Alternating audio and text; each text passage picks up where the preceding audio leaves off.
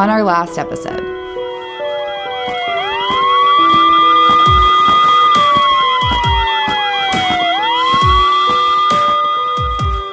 Rachael Fiege's young life was tragically cut short after a simple fall down a set of stairs. Soon, Rachel's friends began to share the terrible news. I remember I hung up the phone with her and I was telling my roommate what was going on, and that's when it kind of hit me that something terrible had happened, and I started bawling. Soon after the news spread, Rachel's friends and family arrived at the hospital where they said their last goodbyes. And then we got to the hospital, and then I saw her there, just looking just beautiful as ever, but just not there anymore. Parents of Rachel's friends tried to console their daughters. I remember the call from Connie that morning, then getting a text back from Rick that Rachael was in the hospital. It did not look good, and that they were going to lose Rachael. I was in denial and disbelief, not wanting to believe what I was reading. I remember getting into my car, and then the next memory was walking to Rachel's hospital room, seeing Rachael lying in bed with all the medical equipment connected, where I met Rick at the door. I was at a loss for words. I remember embracing Rick, telling him I have no words. I don't know what to say, and I can't believe this is happening. I gave Angie a hug at the bedside and telling her how sorry I was. Tears rolled down my face. Connie and Hannah were already there in the room, and Hannah was rubbing Rachel's hand from the other side of the bed. And I saw the fear in her face when she looked up at me. As a father, you always expect to be able to protect your family and fix those things that go wrong. I gave her a long hug, realizing that this was in God's hands and we were no longer in control. At some point, Hannah laid her head and upper part of her body next to Rachael. I just watched helplessly, still in denial of the moment, an image that I can still see today. Without a doubt, this was the hardest moment of my life as a father. As I watched Hannah suffer, losing one of her best friends and not being able to ease her pain or explain why this was happening. I remember going to the waiting room and seeing the large gathering of Rachel's friends, trying to offer some level of comfort to them. I watched Rick do the same, and I remember being amazed at how strong he was, as I could not imagine being in his position, as I am sure I would have been, an emotional mess. Rick and I chatted, small talk, trying not to make every conversation about what happened and the steps that led us to this moment. Connie and Hannah and I stayed late into the night, being some of the last ones to leave after the family said goodbye to Rachael. I remember Hannah and I walking out to the car, emotionally drained for that 90-minute drive home. She cried herself to sleep as I kept looking over at her all the way home, trying to understand what just happened and what was I going to say to her the next day. Rachael Fiege's first week on campus ended after just 48 hours. The anticipation of leaving home for college, making new friends, experiencing independence, and finding new adventures was cut short by a simple accident: a slip down a flight of stairs and an unrecognized traumatic brain injury. And like the flash of a lightning bolt, Rachel's life was over. But this tragedy was far from over. The impact was far-reaching, definitely a ripple effect. I cannot imagine how difficult this must have been, beginning school, and for you, Shrisha, having your parents out of the country. What was the hardest part of this whole experience? Definitely coming home to Zionsville. It was really, really hard because that's where all of our memories were. Our first Thanksgiving home was the worst break because we always used to meet at my house, the four of us, because I lived in the middle of all of us, and it was so weird to see in my driveway that there was only 2 cars now and not 3. And when we would drive, the four of us, it was always Mary driving, me in the front, Hannah and Rachel in the back, and then it was like, just one of us is in the back now. And we'd go to dinner and there would be a spot open. Like, it was really hard to start to understand that she wasn't gonna be there anymore, and like our lives were gonna have to keep going and they were gonna change. It was just really hard to get to used to like not having her there, and it's still hard because like you come home and you think that you're gonna see her, but you don't. Initially, the hardest part for me was not having her there. She was a huge confidant for me. She like helped my self-esteem. She helped me be happy. She helped me see a glass half full and things. And I think now it affects me in a way that I appreciate my life a lot more. I appreciate the people that are in my life. And I don't know, I live every day with more of an appreciation, which I do thank her for. She gives me joy still, just as I remember how we spent time with each other. I still struggle with why it happened to her. I don't think that's something that I'm ever gonna be able to come to terms with, at least not for a while. But I know that she wants me to move on, and I know she wouldn't want me to dwell. That's why I do this program, is for her, because she cared so much about people, and that's what she wanted to do for a living, is take care of people, either being a nurse or a doctor. And in this way, I feel like I'm taking care of people for her. I'm sure the impact was monumental. Hannah, I completely get what you said about how it was difficult to understand why this happened to Rachel. How did it affect your first year of college? So it definitely affected my first year. Really hard for the first 6 months. I was home a lot. My parents were up a lot. I'm a lot different now. Whenever I go out and when I do things, I kind of take on a mom role now whenever I go out. I don't plan to take care of people, but like if this situation arises, like I'm there in a heartbeat, because that's what I would have wanted for Rachel. This tragedy clearly brought about change in your daily life, and I'm sure it changed many other of her friends as well. Laura, I can only imagine losing your childhood best friend left a deep impact. How did it affect you?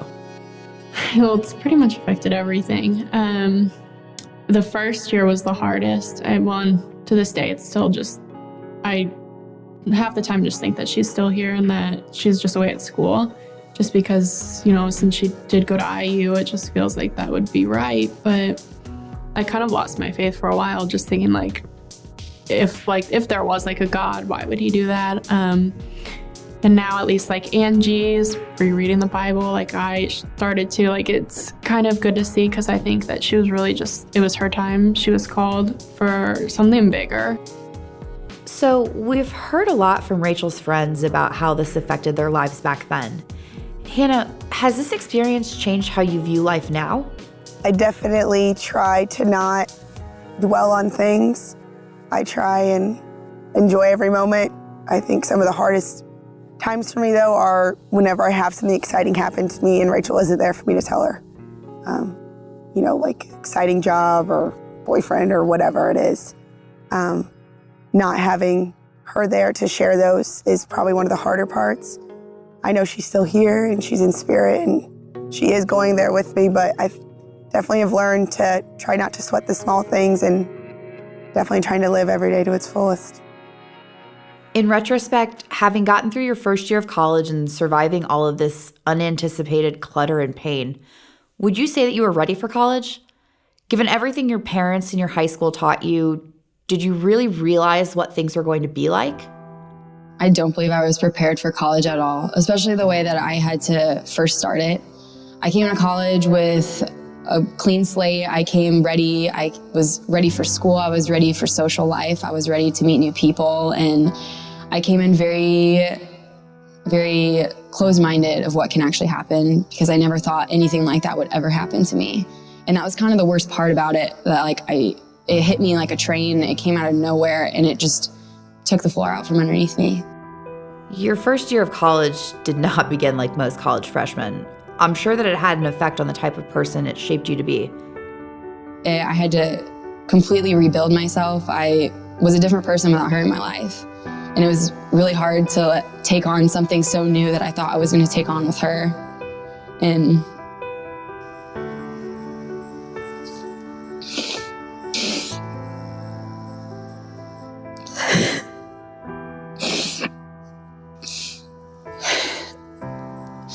But basically just coming in and thinking I was gonna spend this next 4 years of my life with her and grow with her, and to have her leave me so suddenly is a sad tragedy. And it's something that stays with me every day. It makes me appreciate my life and makes me want to feel joy for what she did live, because she lived a full 19 years. Mary, it takes incredible strength to share what you've been through, and thank you for that. Actually, it takes incredible strength from all of you, so thank all of you for that. Shrisha, did you feel the same? Did you think you were ready to begin college? Definitely not. Actually, my parents are amazing parents, and I was lucky to be around awesome people all through high school, but like I said, I grew up in a bubble. I was definitely a follower before school, and after I went to college, and especially with Rachael, I learned how to be my own person. And so I think that's helped me a lot, but I don't think going into school that I was as prepared, or I don't know that I even knew. I was never around death or learned the consequences of what could happen if you drink too much or if you're around these situations. I didn't really even know about the Lifeline Law, so I think that it's really important that we're telling people in high school that are going off to college about the Lifeline Law, and these things can happen. So Shrisha, elaborate a little more on what you mean about these things happening. I just thought it was, you go to college, you go to parties, you go to school. Everyone makes it out to seem like this awesome, fun thing, which it is, but there's also parts of it that are really hard, and I wish that I would have gone into college understanding that more and knowing my resources more. Shrisha, you mentioned the Lifeline Law. For those of you who haven't heard of the Indiana Lifeline Law, it's a medical amnesty law that protects underage drinkers from prosecution if they call on behalf of another student who has been injured, sexually assaulted, intoxicated, or is otherwise in need. There are certain criteria. You have to provide your contact information and that of the victim if it is known. You need to stay with the victim until help arrives, and you have to cooperate with police officers and first responders. There are nuances to the Lifeline Law, but those are the major points. And every student attending an Indiana college or university should be familiar with it.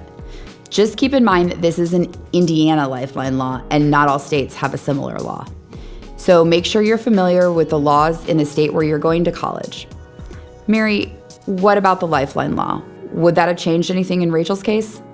I think the Lifeline Law is an amazing law. Unfortunately, it wasn't used in this situation. I really think that within this situation, people thought that they knew what was best, but in reality, all of their mentalities were misconstrued by the effects of alcohol. I think freshmen really need to know about the Lifeline Law, just because if you're at risk for getting a drinking ticket versus losing someone, it comes down to morals. It comes down to what you believe is right. And if someone's not okay and you have to pay $400 for a drinking ticket, there's not even any words to express what you should do. You need to do the right thing. You have to save this person's life. Your life is in people's hands when you go out. Great point, Mary. So much of preventing these types of disasters are impacted by the type of people you meet and the new friendships you develop. You're no longer in your protective community where you went to high school. How do you connect with all the new people you meet in those first few days, particularly at parties? You're in a new environment, you're trying to prove yourself, you're trying to make friends, and people go through great lengths of things to make friends. And I think a lot of times that people go out of their comfort zone, things they might not have done in high school, they aren't used to doing. So I think that's the one thing that puts you at risk, because you need to know your limits, you need to know what you can do, you need to know what you're comfortable with. Otherwise, a lot of things can happen that you're not prepared for. Making friends that you know, and kind of picking people who are good to be around, I think. It's kind of a hard situation since you want to make friends as a freshman, but you have to pick and choose who's going to be good to be around. Yeah, those are great points. Hannah, Shrisha, anything to add? The biggest thing people forget is that when you first go to college, you don't know these people. You've known them for a few weeks and you call them your best friends. Well, you don't know if those best friends that you think that you have are gonna drop everything to take care of you if something happens. Because something like Rachael, something so simple that could happen to anyone. Just remember that you haven't really known the people around you for as long as you might think. It's really different in college because you're spending all your time with these people, you're eating with them, you're going places with them, you go to class with them, so it feels like you're getting really close with them, but maybe it's just been a week. So these people aren't going to have the same loyalty that, say, your friends who have been with you since elementary school have had, because they didn't get to grow up with you. Like, they don't know you on that deep level, and they didn't see you go through all these changes. And so it's really important, especially for your first year of college, to just kind of have that mentality to look out for yourself and keep yourself safe, and then also keep others safe. Yeah, totally. You've given us some great advice about choosing friends in college. What else have you learned? What do you think puts you at risk, and what can you do to stay safe? I think at college, the main thing that puts you at risk is if you're alone. You need a group that like you can trust, you can put everything in, and know that like if you are not there, that they are going to take care of you with the best ability that they can. They're going to look out for you, and it's all about the buddy system. It's about who you can trust. And when you first get to college, you're going to meet a lot of people that you think are your friends because it's so fun and you're meeting new people. But when you go out for that first time with these new people, you are alone, because they don't know what you're like when you go out. You don't know what they're like when you go out. But to go out with a good friend, I recommend it. It's really scary when you go out for the first time. You think, oh, I'm in college, like it's gonna be so fun and so carefree. In reality, you put yourself at risk every time like you do anything. And I obviously wouldn't say like live scared, because that's not how you should live ever. But the buddy system is huge. You have to just trust the people you're around, because being alone is when those type of things happen to you. And being around people that aren't informed of who you are and informed of safety risks is the biggest problem I think that there is. That is such great advice, Mary. And like all tragedies, there's a lesson to be learned. Maybe some enlightenment you discovered that you might not have otherwise. What have you learned, and what advice do you have for incoming freshmen, or really any college student? I think the best advice I can give to someone is to remember when you go out that if you see someone that isn't okay, you need to remember that that's someone's friend, their daughter, their sister, brother, and to reach out to them, whether you know them or not. Because I don't ever want someone to have to go through what we've all had to go through. I think the best thing you can do with a situation as horrible as this is to learn from it, and to then go on and help other people so the same thing doesn't happen and you spare them of that heartbreak. I think is that this is what this accident has kind of done. You both make really great points. And you're right, Annie, this is a horrible story. But it's what brings us here to start having this important conversation. My advice to a first-year student going to college would be to be open to new experiences and to enjoy your life, but just know that in the back of your head, tragedies do happen a lot more often than we like to think that they do. And unfortunately for me, a tragedy had to happen in order for me to change my first perception of college. And I really, never in a million years would I wish anyone to start their first month, their first year of school the way I had to. Because it was just immediately like a knock on my back. It was immediately just like something that, like, you're supposed to like have so much fun when you go to college. Like, it's supposed to be like the best years of your life, and to start it off that way when it probably easily could have been avoided is just, it's just not how you want your college career to start, because it will stay with you all of college. Like, my college career is forever affected by this, and it's rough. It's not something that anyone wants to endure. Well said, Mary. Did you want to add anything, Sammy? You're not invincible. You think you are. Everyone thinks they are, but you're not. Bad things do happen, and you can't control it. And even though you might think you're safe at, school, which many schools are very safe. I feel safe at my college, but you always have to be on your toes and be able to think on the spot and just be prepared for anything. I think it can be easy for college freshmen to think they're invincible. It's at the root of many tragedies that occur on campus. But college can be such a happy chapter in your life. How about you, Laura? What practical advice do you have? I would say just be careful. And one thing that we always talk about at Rachel's First Week is the closed loop. So have your group of friends and have that loop of people that you trust to go out with if you are going to go out. Always just kind of have phone numbers saved in your phone So that way if anything does happen, and basically just like the biggest part of our program is make the call. Like no matter what, if you're just questioning it, just make the call, because that person is somebody's best friend, it's somebody's daughter, it's somebody's sister, teammate. Like there's somebody, even if you don't know them, there's somebody's best friend. In closing, you all know Rachael better than anyone else. If Rachael were here right now, what do you think she would say? What do you think she would say about the accident? And finally, what would you say to kids who find themselves in the same situation? I think that if Rachael were here now, she would tell everyone that it was an accident. Like these things unfortunately happen. She fell, like that can happen to anyone. And I think she would stress that to people, that it's not like Rachael went into her night knowing that this was gonna happen. She never expected that this was gonna happen, and then it happened. It's not like she was being irresponsible, she tripped and fell. So that could happen to anyone at any time.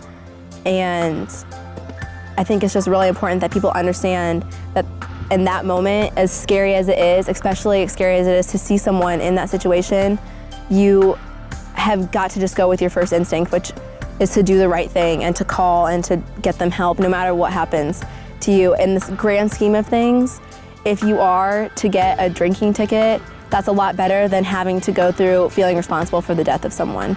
Because I know a lot of people that were in that house that night are not the same. And some have dropped out of school, like their lives are completely changed way more than if they'd gotten a drinking ticket would have changed it.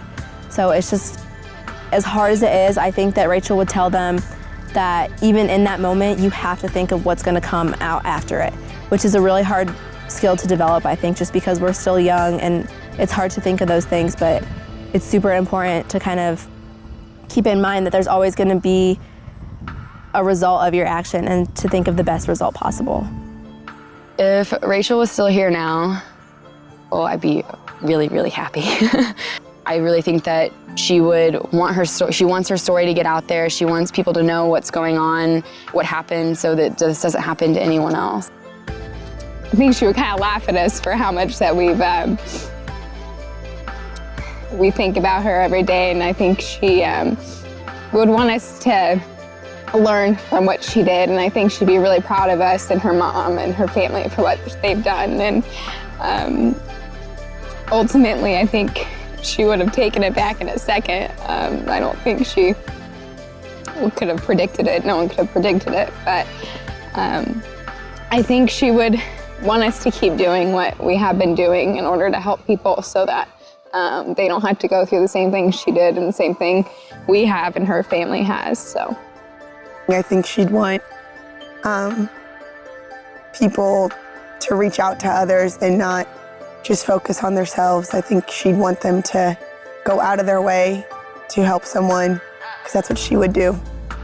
First, I think she'd make jokes about the fact that all of us are so sad, because she'd want us all to be happy. But as far as the actual accident is concerned, I think that she would, take it and warn everyone. And because Rachael loved to help people, whether or not they had like a disability or they were just sick, she just always loved to help people. And so I think that she'd really want to kind of make a difference now, and it'd kind of be a wake-up call to her even, and she'd want everyone to know that like she still cares and that she wants everyone to be safe. I think that's her biggest thing.